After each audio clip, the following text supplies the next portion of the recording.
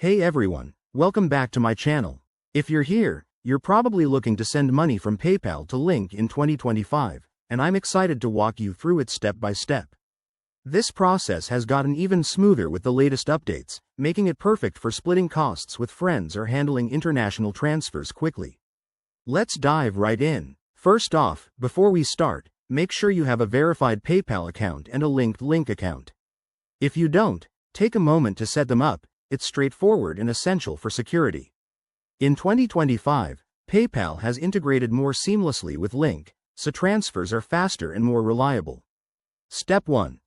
Log into your PayPal account using your credentials. Once you're in, navigate to the Send and Request tab. It's usually right on the homepage.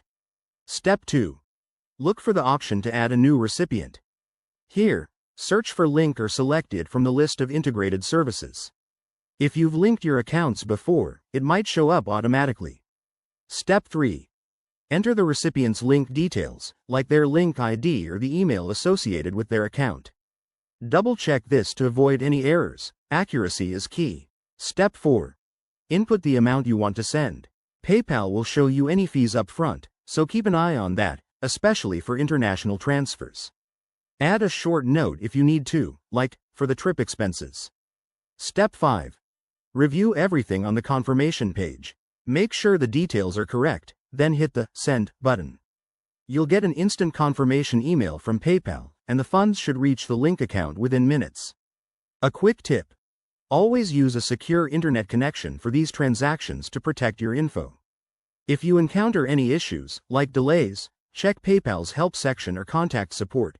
They're usually super responsive. And there you have it. You've just sent money from PayPal to Lynk like a pro. This method is not only easy but also secure for 2025's digital world. If this helped you out, smash that like button, subscribe for more handy guides, and let me know in the comments if you have any questions. Thanks for watching, and see you in the next video.